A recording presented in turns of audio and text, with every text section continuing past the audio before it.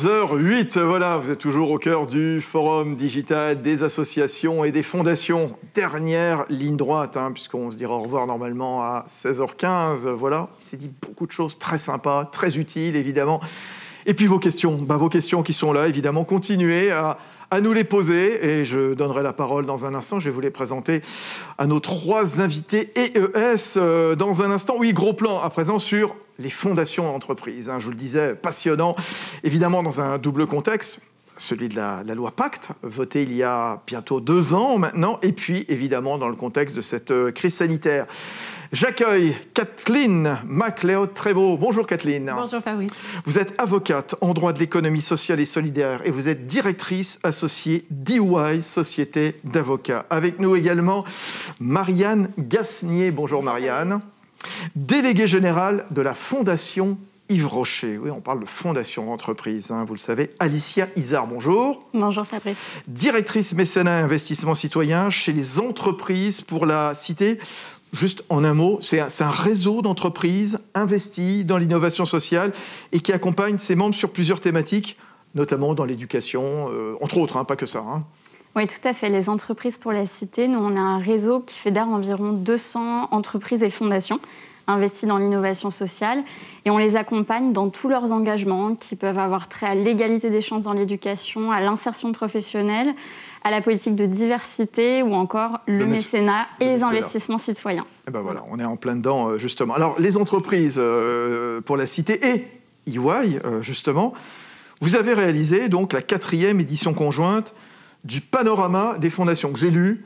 C'est très intéressant. On va détailler ça, il y a plein de chiffres. Et je pense que ça révèle beaucoup de choses de notre vie économique, de notre société également. 4e édition conjointe du panorama des fondations et fonds de dotation, donc créés par des entreprises mécènes. Étude réalisée au premier semestre. Alors, c'est une étude qui est réalisée tous les 2 ans. Et cette année, vous l'avez élargie, notamment avec davantage de structures créées par quoi ? Par des PME et des ETI. Alors ça, je trouve ça génial. Voilà, donnons la parole aux ETI et aux PME. D'un point de vue macro, qu'est-ce qu'on note ? J'ai regardé, c'est difficile de commencer parce qu'il y a tellement de choses. Les fondations, les fonds de dotation confortent leur ancrage au sein des entreprises. Kathleen, prenez la parole en premier, s'il vous plaît, au nom d'EY. Oui, l'étude, effectivement, est très riche. Il y a énormément de data dans cette étude. Mais ce qui ressort, effectivement, c'est que la philanthropie des entreprises mécènes reste très dynamique, puisque le nombre de fonds et fondations créés par les entreprises augmente de 9% par rapport à 2018.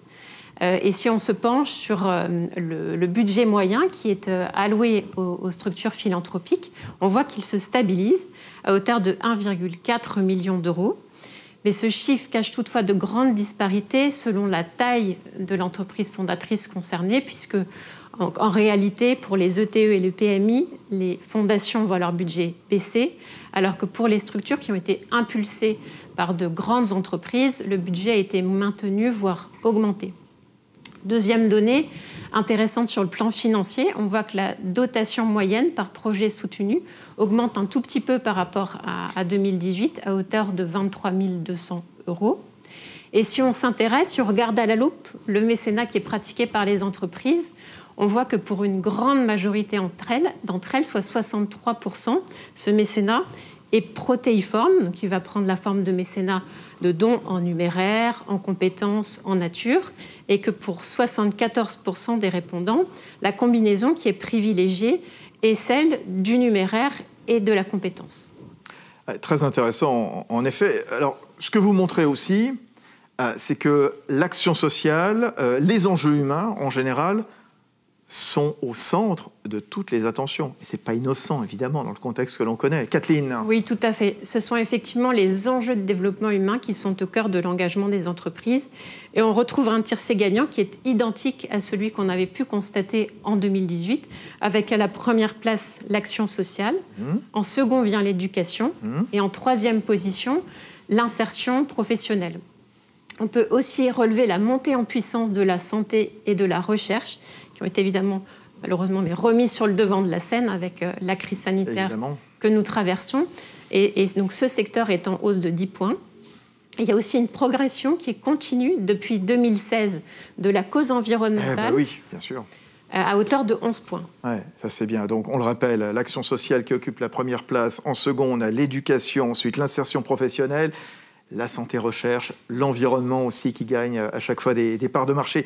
Tiens, justement, Marianne Gasnier, vous, la déléguée générale de la Fondation Yves Rocher. La Fondation Yves Rocher, c'est quoi le périmètre, justement? Vous venez d'entendre Kathleen MacLeod-Trémaux, justement, nous faire un premier bilan de cette étude, parce qu'on va y revenir, notamment avec vous, Alicia. Oui, Marianne.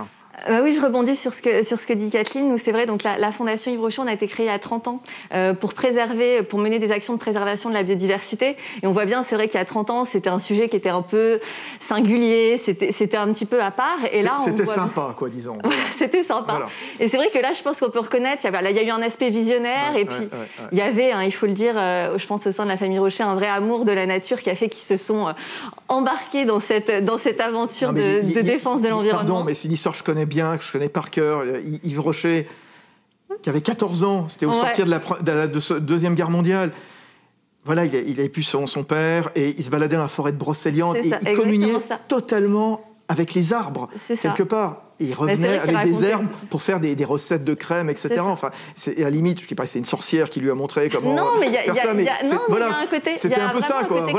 Il y a une relation à la nature qui est extrêmement forte, et vous le dites hyper bien. C'est vrai que ça a été une vraie consolation, je pense, suite au décès de son père. Il se tenait les arbres quasiment dans ses petits bras. Mais Jacques Rocher, le fils d'Yves Rocher, a aussi cette relation quasiment charnelle, j'ai envie de dire, avec la nature, avec les forêts de la Gacilly. Et donc c'est vrai que voilà, ce qui était un peu à part il y a 30 ans, on le voit de plus en plus émerger, et c'est vrai que ça ressort beaucoup dans votre panorama.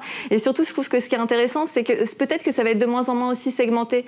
Et nous, on pourra en reparler, mais nous, je trouve qu'en fait, on voit que nous, dans les projets qu'on soutient, évidemment, la partie sociale est très importante. Évidemment, on a des axes gendre, et puis on voit aussi des projets d'insertion sociale ou d'insertion professionnelle qui mêlent de plus en plus la question de l'environnement. Donc voilà un peu notre périmètre. Et juste pour apporter une petite touche supplémentaire, nous, on est une fondation reconnue d'utilité publique. Donc c'est une petite particularité parce qu'effectivement, on a une entreprise mécène qui est la marque Yves Rocher et le groupe Rocher, mais qui ont souhaité fonder une fondation reconnue d'utilité publique. Donc voilà, je trouvais que c'était intéressant. Et désormais, entreprise à mission, mais on en reparlera. Ça, c'est tout nouveau. C'était l'actualité de cet été, justement sous l'instigation de Brice, cette fois petit-fils de Yves Rocher. On a bien vu, justement, l'objet de ces fondations, la dynamique à l'œuvre. Vous l'avez très bien expliqué, Kathleen, et puis notamment vous, Marianne. Quelles sont les interactions entre les fondations et les entreprises fondatrices? Voilà, on vient d'en parler justement à propos de la Fondation Yves Rocher et le groupe Rocher. Tiens, quel lien entre la Fondation et l'entreprise? Alicia Izard, vous qui avez copiloté justement ce panorama 2020.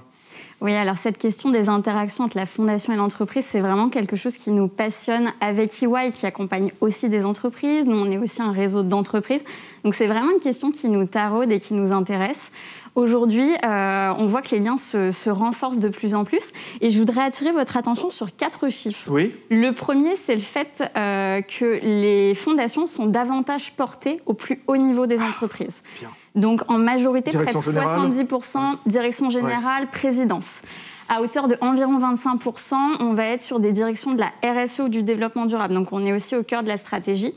Et puis, plus récemment, un nouveau phénomène qui émerge, c'est celui des directions de l'engagement qui se créent. On a vu le groupe Total en premier lieu, le groupe La Poste, BNP Paribas, et puis d'autres depuis ont suivi, avec tout récemment la direction du groupe M6 qui a créé une direction de l'engagement. Et aujourd'hui, ça représente près de 10% des rattachements des fondations. Donc on voit vraiment qu'elles viennent au cœur de la stratégie de l'entreprise et que c'est plus un à côté piloté par une direction un petit peu obscure ou dont on n'entend pas parler. La deuxième chose, c'est que de plus en plus d'entités ou de directions mettent en œuvre des opérations de mécénat en parallèle de ce que peut faire la Fondation. Donc évidemment, les véhicules philanthropiques, ils gardent la majorité, la mainmise sur le mécénat, mais à côté de ça, on peut avoir une direction des ressources humaines qui va monter une journée de solidarité entreprise, un team building solidaire ou autres actions de mobilisation des collaborateurs, la présidence, la direction RSE, la communication, ou encore les filiales qui sont très importantes aussi dans la mise en œuvre du mécénat, qui vont s'approprier ces sujets. Donc il y a vraiment une infusion du mécénat partout dans l'entreprise. Et puis les 2 derniers chiffres que je voulais vous donner, ça va être les fondations qui travaillent de plus en plus avec les directions RSE. En fait, la majorité, 70% aujourd'hui, travaillent avec les directions de la RSE. La moitié ponctuellement, l'autre moitié vraiment quasi quotidiennement. Et seulement 10% qui ne travaillent pas avec la RSE. Les autres, c'est simplement qu'elles n'ont pas de direction du développement durable ou de la responsabilité sociétale. Donc voilà, on voit aussi ce rapprochement quotidien dans les missions. Et puis enfin, le fait que la majorité aujourd'hui des fondations d'entreprise, donc 55%, elles sont liées au cœur d'activité de l'entreprise dans leur objet. Donc là où avant, ça nous faisait un petit peu peur, on voulait absolument décorréler l'objet de la fondation de l'activité de l'entreprise dans une logique de mécénat désintéressé. Aujourd'hui, on a compris qu'aller sur du cœur métier, ça pouvait apporter beaucoup à la société civile parce qu'on connaît son sujet, qu'on le maîtrise, qu'on va apporter peut-être une expertise et puis que peut-être on va y mettre plus de cœur parce que c'est nos sujets. Voilà. Très intéressant justement sur la montée en puissance. Et la preuve, c'est que les directions générales, la présidence maintenant, pilotent ça de plus en plus en direct. Tiens, ben justement, même question que je posais finalement pour le groupe Yves Rocher. C'est quoi le lien entre EY et votre fondation, Kathleen MacLeod-Trémaux? Là, du coup, je vais prendre ma casquette d'administratrice de la fondation EY pour vous répondre. La fondation EY a été créée en 2008 et elle a pour objet de redonner sa place à l'homme dans le monde du travail, en agissant à la fois dans la préservation des savoir-faire artisanaux et en agissant sur l'insertion par l'emploi et la formation. Aujourd'hui, la Fondation, c'est la première cause d'engagement citoyen de l'entreprise et elle est complètement alignée en phase avec la signature d'EY qui est « Building a Better Working World ». Alors, si on dit ça en français, ça va être un peu plus long, mais c'est tout aussi impactant. Je pense qu'on a compris, mais dites-le. Mais... Notre maîtrise de l'anglais est parfaite. C'est contribuer à la construction d'un monde plus juste et plus équilibré. Donc, le cœur vraiment de la Fondation EY, ce sont les collaborateurs qui s'engagent en donnant du temps, des compétences et qui contribuent ainsi à la réalisation des missions d'intérêt général portées par la Fondation. Ça représente en 2019 13 000 heures de mécénat de compétences et 330 collaborateurs engagés. Pour rebondir donc, sur les constats que vous dressez, Alicia, j'aurais deux remarques. La première, par rapport à ce que disait Alicia sur l'objet. Si on regarde rétrospectivement les choix qui ont été faits lors de la mise en place de la Fondation, on voit que finalement, on a, et c'est ce que décrivait très bien Alicia, pris un objet qui était axé vers les métiers manuels, l'artisanat, les métiers d'art, quelque part par opposition finalement à ce que nous sommes chez EY, c'est-à-dire des prestataires de services intellectuels. Et finalement, quand on regarde les choses d'un point de vue très opérationnel, au quotidien, ce sont nos collaborateurs qui, en partageant leurs compétences avec les porteurs de projets, les font avancer et donc contribuent aux missions de la Fondation.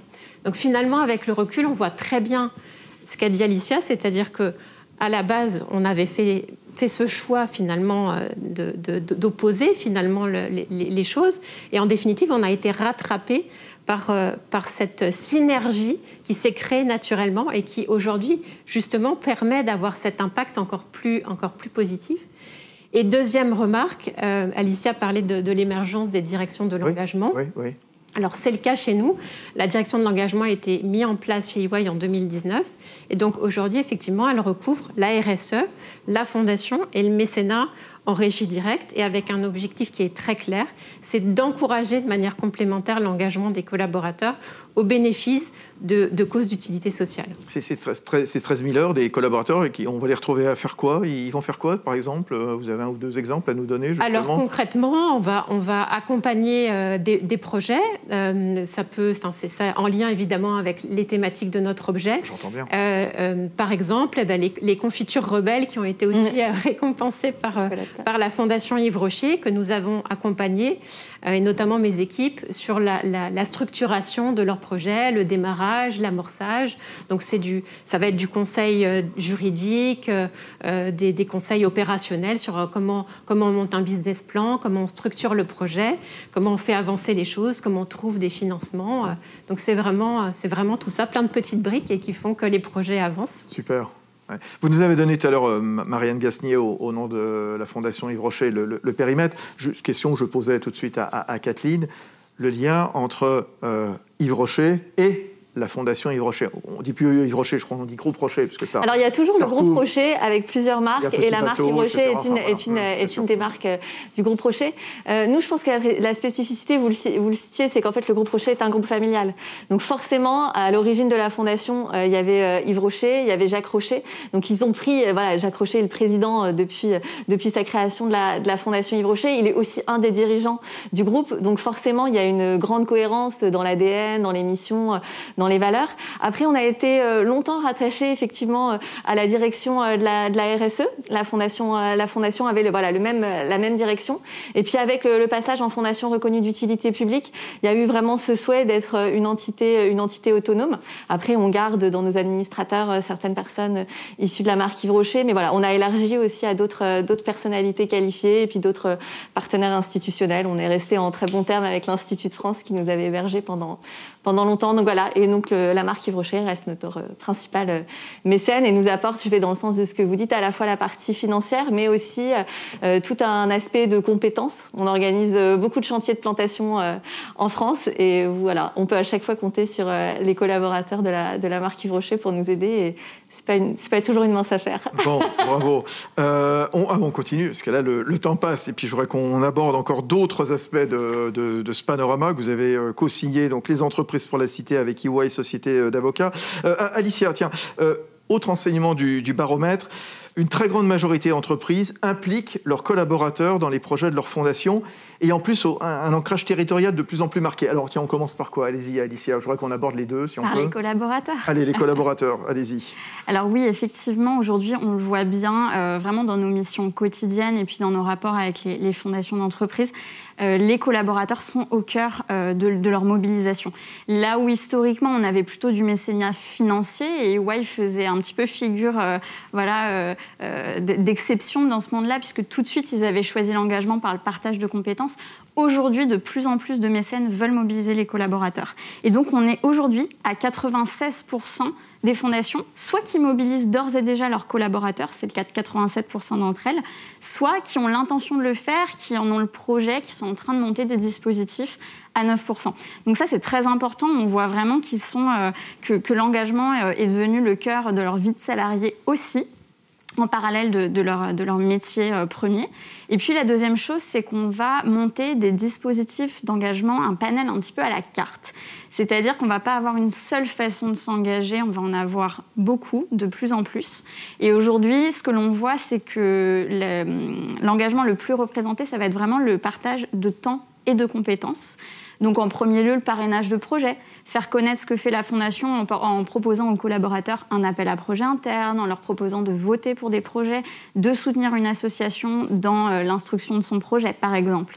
Ça va être aussi de plus en plus des mobilisations collectives, journée de solidarité entreprise où toute l'entreprise va se mobiliser, le président, le stagiaire, les managers, etc. Des team building solidaires, des marathons pro bono où on va agir ensemble pour une cause. Et puis enfin, des missions de mécénat de compétences où là, on va vraiment être sur une mission individuelle. On a les dons en nature aussi qui montent beaucoup dans l'entreprise, que ce soit aliments, objets, etc. Et puis le mécénat financier qui commence à arriver assez doucement à travers notamment l'arrondi sur salaire qui permet de donner les centimes de son salaire mensuellement à une association de son choix et qui, avec beaucoup de collaborateurs. Ça se développe, engagés, c'est bien vu, les gens se laissent faire ça se développe doucement, ça va vraiment dépendre du se laisse convaincre plutôt, oui, c'est ça. Ça va vraiment dépendre du climat social dans l'entreprise. Ouais, c'est ça, Il faut que tous les voyants soient ouverts, sinon le collaborateur ne fera pas ce geste ultime de mettre la main au porte-monnaie, même pour quelques centimes. Mais en tout cas, ça commence. L'engagement collaborateur, je disais, il y a un ancrage territorial aussi de plus en plus marqué aussi, c'est ce que vous avez noté? Oui, tout à fait. En fait, on voit que les fondations, avec le temps, on fait cette étude depuis 2014 avec EY, elles se sont vraiment recentrées sur leur territoire d'ancrage. Oui. Donc la majorité aujourd'hui des mécènes, ils vont soutenir des projets en France, au plus proche de leurs établissements, de leurs magasins, etc. Et parfois vont combiner mécénat en France et à l'international, notamment quand on est sur des entreprises vraiment dont l'activité est intrinsèquement internationale. Et on a aujourd'hui un très faible pourcentage de mécènes qui vont uniquement à l'étranger. Et ça, on le voit aussi avec les nouveaux défis qui arrivent à nous, la précarité grandissante. Les mécènes voient bien qu'il y a aussi beaucoup à faire sur le territoire et en local. Moi, je voudrais qu'on comprenne aussi le rôle pour les fondations, les fonds de dotation, dans l'engagement croissant des entreprises. Je citais tout à l'heure la loi Pacte, votée il y a quasiment 2 ans maintenant, Kathleen. Ça veut dire quoi? Que les entreprises se saisissent de ces possibilités offertes par la loi Pacte de plus en plus? Alors oui, un certain nombre d'entre elles se sont effectivement saisies du sujet. Et finalement, ce que nous avons essayé de comprendre dans le cadre du volet qualitatif de l'étude, c'est justement quelle avait été leur démarche en la matière à travers le témoignage de leurs fonds et fondations. Et peut-être avant qu'Alicia ne vous présente les principaux enseignements de l'étude, il me semble important de revenir sur le cadre légal qui gouverne tout à fait l'engagement des entreprises. Aujourd'hui, lorsqu'une entreprise s'engage, elle a 2 possibilités. La première, c'est celle du mécénat, par la mise en place d'outils dédiés à la poursuite de missions d'intérêt général, les fondations, les fonds de dotation. Donc, dans cette démarche, l'entreprise, elle crée une personne morale nouvelle qui va devoir respecter un cadre juridique et fiscal qui est strict, avec un certain nombre d'engagements, et notamment, parmi ces engagements, on va retrouver l'ensemble des critères de non-lucrativité, dont la pierre angulaire qu'est la gestion désintéressée, très importante. Ensuite, elle va devoir ne pas fonctionner au profit d'un cercle restreint de personnes, porter des activités qui sont limitativement énumérées par le Code général des impôts, et puis évidemment prendre un certain nombre d'engagements également en termes de transparence et d'éthique. Et c'est bien, et c'est important de le rappeler, parce qu'il y a ce cadre contraignant que les fondations et les fonds aujourd'hui sont éligibles au régime de faveur du mécénat et qu'elles émettent des reçus fiscaux. La deuxième possibilité, c'est donc la voie plus introspective qu'a ouverte la loi Pacte en 2019, en donnant une dimension nouvelle à l'engagement sociétal des entreprises, avec un dispositif qui est à 3 niveaux. Le premier niveau est obligatoire pour toutes les entreprises et qui fait en sorte que l'entreprise soit gérée dans son intérêt social et en prenant en considération les enjeux sociaux et environnementaux inhérents à son activité. Le deuxième niveau, lui, est facultatif. C'est la possibilité pour l'entreprise de se doter statutairement d'une raison d'être que la loi définit comme les principes dont la société se dote et pour le respect desquels elle va affecter des moyens dans le cadre de la réalisation de son activité. Et le troisième et dernier niveau, c'est ça, la cerise sur le gâteau, c'est la mission d'engagement ultime, qui est de se doter du statut spécifique de société à mission, où là on va retrouver des étages encore plus contraignants, se doter d'une raison d'être, d'un comité de mission et de se soumettre au contrôle d'un organisme tiers indépendant. Effectivement, c'est la démarche qui a été menée du côté de Marianne. Donc on le voit en fait, dans cette démarche-là, on reste dans la sphère économique inhérente à l'entreprise, au sein de laquelle on a quand même injecté une dimension orientée vers le bien commun. Donc au bout du compte, on a bien 2 démarches qui sont distinctes, avec un cadre légal différent pour chacune, mais ce que démontre clairement l'étude, c'est qu'on peut trouver des synergies, faire en sorte que ces 2 démarches se nourrissent l'une l'autre et finalement créer un cercle vertueux, tout ça au profit effectivement de l'impact et du bien commun de manière générale. C'est très clair, très, très bien expliqué. Merci beaucoup, Kathleen. Alors, on va maintenant revenir sur des chiffres, un certain nombre d'enseignements toujours de cette étude. Alicia, on vous écoute justement, suite à ce que expliquait donc le préambule posé quelque part par Kathleen MacLeod-Trémaux de chez EY, Société d'avocats. Allez-y. Oui, par rapport aux opportunités qu'offre la loi Pacte et qu'a présenté Kathleen, aujourd'hui, sur le panel des structures interrogées, près de 60% en fait, ont vu leur entreprise mettre en œuvre une réflexion suite à la promulgation de la loi Pacte. Et ces chiffres, ils sont assez liés aussi à la taille de l'entreprise, puisque quand on segmente, on se rend compte que sur les grandes entreprises, on est à peu près à 75%, environ 50% pour les ETI, et on retombe à 30% sur les plus petites entreprises. C'est aussi lié à une question d'information, de sensibilisation de plus petites entreprises qui n'ont pas forcément le même niveau d'information vis-à-vis d'une loi qui viendrait de sortir, qui n'ont pas suivi le parcours avant la loi. Et puis, aujourd'hui, on a demandé également aux fondations concernées si elles avaient été impliquées, sollicitées dans le cadre de ces réflexions sur la raison d'être, sur la société à mission ou encore sur des enjeux de RSE. Et là, près de la moitié ont été sollicités et on retrouve les mêmes chiffres. Plus on est dans une grande entreprise, plus les fondations sont sollicitées, intégrées à la stratégie, dans une direction de l'engagement. Et puis, plus on descend, plus ça se fait de manière un petit peu autonome. Et enfin, on leur a posé une dernière question, c'était un petit peu plus prospective, de savoir comment elles entrevoyaient ces changements de la loi Pacte, quelles étaient leurs sensations vis-à-vis de ça.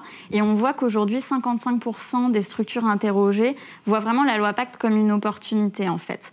Elles se disent que ça va venir renforcer leur rôle stratégique dans l'entreprise, peut-être mieux faire comprendre leurs actions. 30% nous disent mes missions vont peut-être changer, je ne sais pas encore comment, mais je vois bien qu'il y a quelque chose qui se joue. Environ 30% aussi ne voient pas de conséquences notables. Et puis, on a un petit filet d'environ 10% qui craignent peut-être que leur mission s'efface au profit d'autres modes d'engagement de l'entreprise, ce qui n'est pas impossible non plus. Donc voilà, les avis sont partagés, mais en tout cas, la majorité sont plutôt très enthousiastes par rapport à l'arrivée de cette loi Pacte. Alors, je trouve ça très enthousiaste, très positif. Vraiment, là, on progresse. Marianne, dans cette journée spéciale, on fait beaucoup de retours d'expérience. On le fait depuis ce matin avec des associations, des experts. Vous, votre retour d'expérience sur le statut de société à mission du groupe Yves Rocher, c'est quoi votre regard ? Je suis comme Alicia, ce que vous dites, c'est assez enthousiaste. C'est vrai que nous, il y a eu à la fois le passage du groupe Rocher en société à mission et la fondation qui est devenue une fondation reconnue d'utilité publique. Donc par rapport à ce que tu décrivais, Kathleen, je pense qu'il y avait un vrai enthousiasme d'aller à fond dans les deux dimensions que tu as très bien décrites. Et en fait, nous, notre expérience par rapport au passage donc, du groupe Rocher en société à mission, donc qui s'est donné comme mission de reconnecter les hommes et les femmes à la nature, une fois que je vous dis ça, vous voyez bien que quand même par rapport à la fondation Yves Rocher qui était là pour préserver l'environnement, cette idée de chantier d'animation, de plantation dont je vous parlais, qu'en fait, organiquement, il y avait quelque chose qui existait. Donc nous, on a vraiment eu, je pense, un rôle, la fondation, d'éclaireur, de témoignage de ce qui se passait sur le terrain. Ensuite, après, l'entreprise a aussi fait son travail, c'est-à-dire qu'il y avait une volonté et un engagement très fort. On parlait de Jacques Rocher et de Brice Rocher, mais voilà, de la famille. Ensuite, ce que je trouve intéressant, parce qu'on parlait beaucoup de l'implication des collaborateurs, c'est que depuis plusieurs années, les collaborateurs du groupe, dans la manière dont les engagements développement durable étaient construits, étaient embarqués dans cette dynamique. C'était pas des objectifs qui descendaient de la direction générale, si vous voulez. C'était vraiment des choses qui émanaient des collaborateurs. Donc en fait, tout ça, je pense, a créé vraiment une dynamique qui a fait qu'il y a eu ce passage dans le société à mission. Et là, voilà, la fondation a été associée notamment dans des réflexions plus d'intelligence collective avec différentes parties prenantes, même des parties prenantes extérieures. Donc voilà, c'est un peu le retour d'expérience que je peux faire de ce passage. Ça donne envie de continuer. Hein. Oui. Là, de toute façon, comme dit Brice Rocher, en fait, c'est une première étape. C'est pas du tout l'aboutissement de quelque chose, c'est le début d'une nouvelle dimension qui va être donnée. La continuation d'un état d'esprit aussi. Mais en tout cas, on ne se considère pas comme arrivé. C'est pas arrivé comme ex nihilo, bien entendu. Non, c'est vraiment... tout est fait avec beaucoup d'humilité et d'envie de progresser. Question aussi, on a parlé de la Pacte, il y a un autre contexte, évidemment, la crise sanitaire, le contexte sanitaire, le Covid, tout ça. Comment la crise sanitaire, elle a montré l'utilité du mécénat, des fondations d'entreprises? Tiens, allez-y Marianne, parce que vous êtes à côté de moi. Alors déjà, on parle beaucoup de crise sanitaire. Alors nous, je vais avoir mon prisme de la Fondation Yves Rocher, c'est quand même une crise de notre rapport à l'environnement qui a conduit à cette crise sanitaire. Donc forcément, nous, ça met l'accent sur un sujet qui nous tient à cœur. Moi, j'ai deux choses auxquelles je pense. La première, c'est de me dire qu'en fait, on voit bien que la fragilité quand même de nos sociétés, et ce qui a été mis à mal là, ces derniers temps aussi, c'est notre vivre ensemble, c'est le sens de la société, du collectif. Et tout ça, c'est énormément porté par les associations culturelles, d'insertion professionnelle. Et qui finance les associations? C'est le mécénat, les fondations d'entreprise, les fonds de dotation, les fondations reconnues d'utilité publique. Donc je pense que ça montre que c'est un socle hyper important de notre société. Et la deuxième chose qui est peut-être qui va peut-être vous sembler plus éloignée, mais je pense que c'est la question des valeurs. Et nous, je trouve que ce que défend le mécénat et les fondations et ce qui ressort aussi de votre panorama, c'est la solidarité. Et nous, on trouve vraiment qu'en fait, ce qui nous a permis de traverser cette crise, nous en tant qu'équipe, mais aussi avec nos partenaires sur le terrain, c'était justement la solidarité, c'est cette capacité à être ensemble et peut-être aussi à s'écouter différemment. Et je pense que les fondations, elles ont un rôle aussi sur ça. sur une manière d'interagir qui est différente. On a dû faire face ensemble à plein d'incertitudes. C'était pas du tout les projets parfois qui se sont déroulés comme on avait signé, sur les timings qu'on avait signés.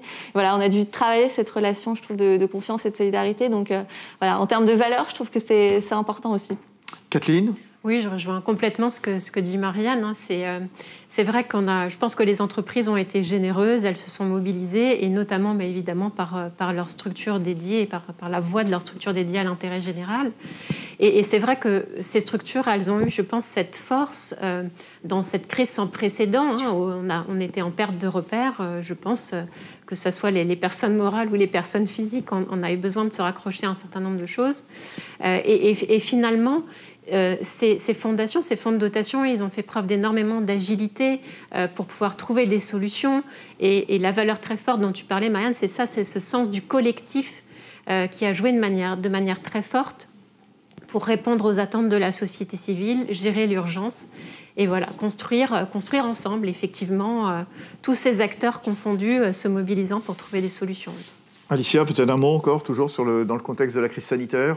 Oui, tout à fait. Alors, c'est une crise où vraiment ça bougeait tous les jours. Nous, on était au téléphone avec les fondations très régulièrement et chaque semaine, la situation changeait, donc elles devaient s'adapter, se réinventer. Nous, on sort d'un atelier ce matin même où on a questionné nos fondations, les membres du réseau, sur le mécénat à l'aune de la crise et puis peut-être le mécénat qu'ils imaginent pour demain. Ce qu'ils nous disent, c'est qu'ils ont vraiment un enjeu aujourd'hui, comme le disait Kathleen, d'agilité, d'efficacité, peut-être de faire bouger des modèles qui parfois sont un petit peu installés, les appels à projets, l'instruction de projet qui peut prendre plusieurs mois, de se dire en fait cette crise, elle nous a par la force des choses poussé à agir en collectif, à agir plus vite, à trouver des solutions, donc il faut garder ça. Il y a toute la question du mécénat collectif, comment on va mutualiser les forces, d'autant plus à un moment où nos groupes, nos entreprises sont mis à mal. Les budgets, il faut aller les chercher. Il y a du chômage partiel, parfois des plans sociaux dans les entreprises. Donc il va falloir faire mieux, peut-être à échelle constante ou avec moins. Donc ça, c'est très important, la mutualisation des forces. Et puis enfin, il y a toute la question de la mobilisation des collaborateurs ou des bénévoles dans les associations.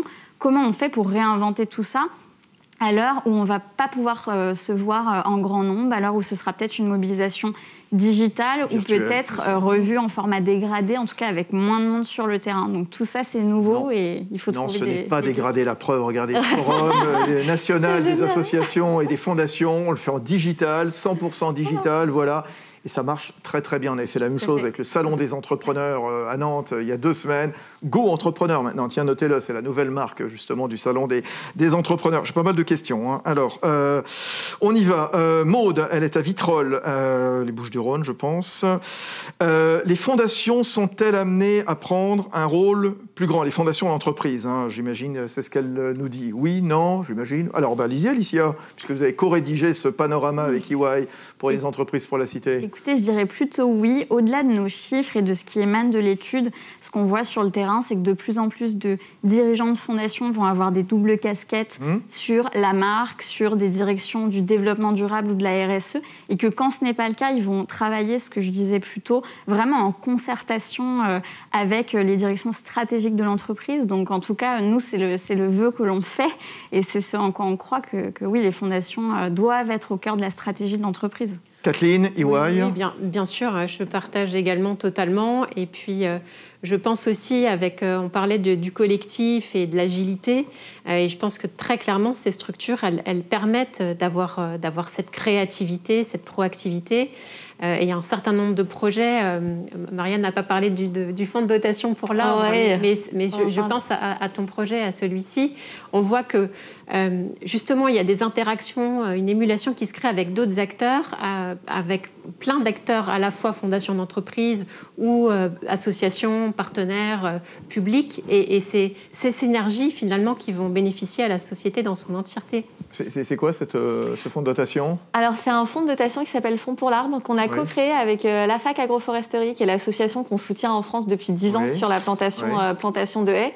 Et en fait, voilà, pour la faire courte, ils sont venus nous voir il y a 1 an en nous disant c'est super, on a fait du super boulot pendant 10 ans, merci de votre aide, mais en fait, par rapport à ce que tu disais, c'est pas suffisant. Donc il va falloir qu'on se retrousse les manches et qu'on a besoin de planter 10 fois plus de haies en France, donc il va falloir y aller. Donc ils ont dit co-créons ce fonds de dotation. Donc déjà, vachement sympa que notre partenaire vienne nous chercher sur ça.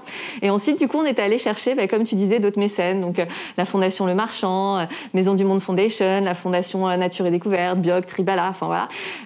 Et donc, on a créé ce fonds de dotation pour mutualiser nos moyens. Et là encore, on retrouve ce que vous évoquiez, c'est-à-dire qu'il y a une mutualisation financière, mais il y a aussi une mutualisation de compétences. Parce que dans les structures que je vous ai citées, il y a des gens qui sont hyper forts en agroécologie. Donc en fait, sur le terrain, la fac, ils sont aussi intéressés à ce qu'on travaille concrètement ensemble. Donc c'est un bon l'union fait la force. Exactement. La solidarité. Autre question, si vous êtes prêtes, mesdames. Erwan, à Vannes, Morbihan. Ah, parfait. Très belle ville, Vannes. Elle est pour Erwan. Quelle démarche et quels critères avez-vous mis en place pour évaluer l'action des fondations d'entreprise ?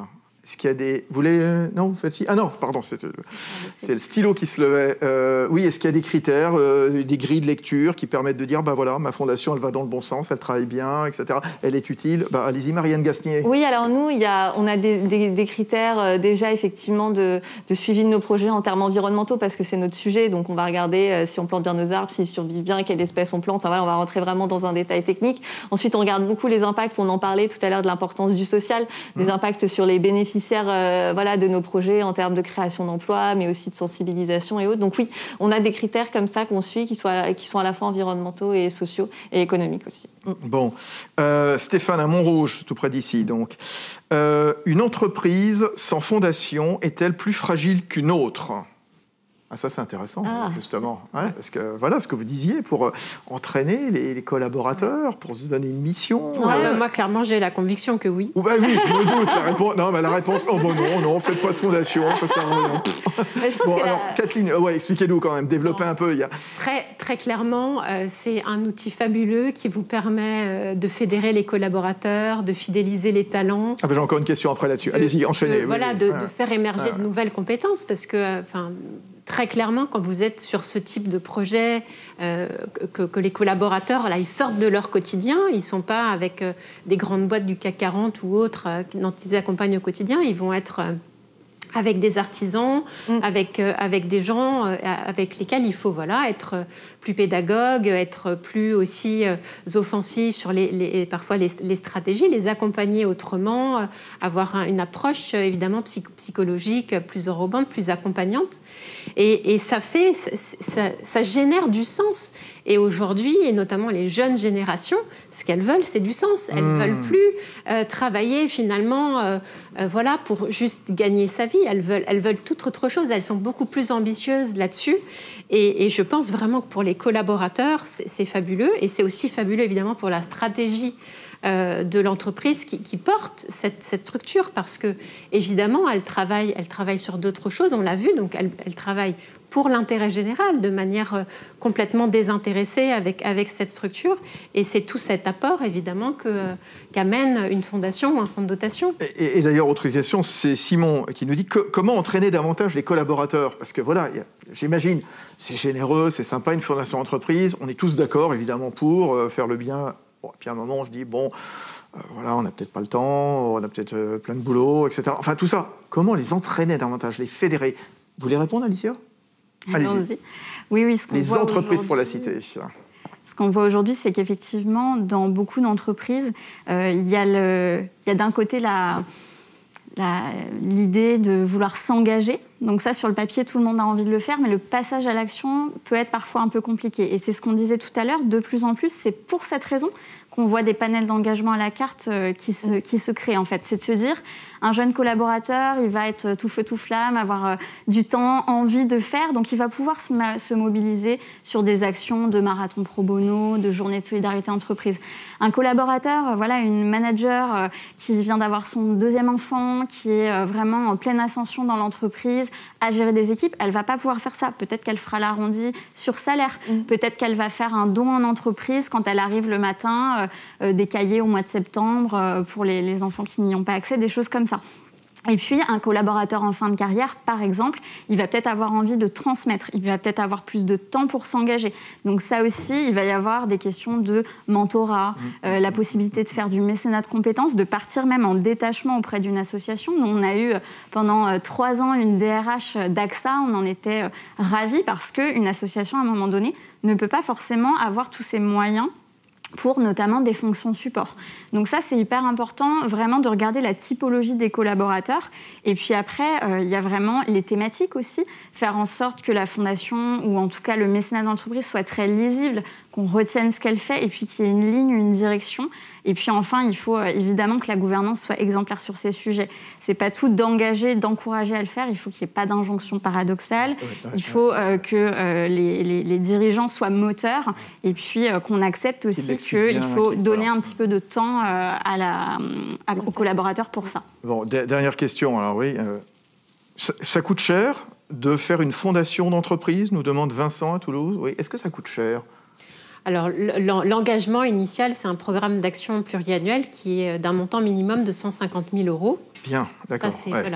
Mais il ne faut pas voir les choses uniquement sous ce prisme-là, parce que bien évidemment, pour que ça fonctionne derrière, il va falloir donner des moyens beaucoup plus importants à la structure, si on veut qu'elle ait des salariés, si on veut qu'elle puisse lever éventuellement des fonds. Enfin, il y a plein de choses. Alors, pas dans le cas de la fondation d'entreprise, parce qu'elle ne peut pas faire appel à la générosité publique, mais un fonds de dotation créé par une entreprise. Après, il faut lui... Voilà, avec une dotation initiale beaucoup moins importante. Donc, je pense qu'il y a un panel actuellement en France pour favoriser l'engagement. Enfin, vous en parlerez sûrement mieux que moi, mais des entreprises, que ce soit des fondations, des fonds de dotation, des fondations d'entreprise, des fondations reconnues d'utilité publique. Il y a plein de possibilités, je pense, pour les entreprises de s'engager avec des moyens tout à fait variés, quoi. Allez, peut-être le mot de la fin, Alicia. Oui, simplement pour rebondir sur ce que vient de dire Marianne, en fait, il y a vraiment toute la palette d'engagement et c'est là que des cabinets comme EY, sur notamment le point de vue juridique, les statuts, ou nous plutôt sur la question de positionnement, vision stratégique, etc., ça peut être intéressant. Comme le dit Marianne, ils n'ont pas toujours, chez Yves Rocher, été une fondation reconnue d'utilité publique, qui est un petit peu le Graal. Ils ont commencé sous égide de l'Institut de France, ils sont allés chercher la compétence, ils sont allés se faire accompagner, et puis petit à petit, ils ont pris leur envol et aujourd'hui, ça donne cette très belle fondation qui émerge au niveau français. Bon, cette étude réalisée, ce panorama 2020 des fondations et fonds de dotation, coécrit, co-rédigé par les entreprises pour la cité et EY, Société d'avocats. Kathleen, on trouve ça où ? Elle est téléchargeable sur nos sites internet respectifs. Eh bien, génial. Très bien. Merci d'être venu nous parler des fondations d'entreprise. C'était très intéressant, très pratique. Tout ça donne envie, évidemment. Merci Marianne Gasnier, déléguée générale de la Fondation Yves Rocher. Alicia Izard, directrice mécénat et investissement citoyen chez les entreprises pour la cité. Et Kathleen MacLeod-Trémaux, avocate en droit de l'économie sociale et solidaire, directrice associée d'EY, Société d'avocats. Merci à toutes les trois. Il est 15h50. À suivre, justement, celle qui était la rapporteure de la loi Pacte, quand elle était encore députée. Aujourd'hui, elle est membre du gouvernement. Elle est secrétaire d'État en charge de l'ESS. C'est Olivia Grégoire qu'on va retrouver dans 5 minutes pour la clôture de ce forum digital des associations et des fondations. On revient vite dans 5 minutes. À tout de suite.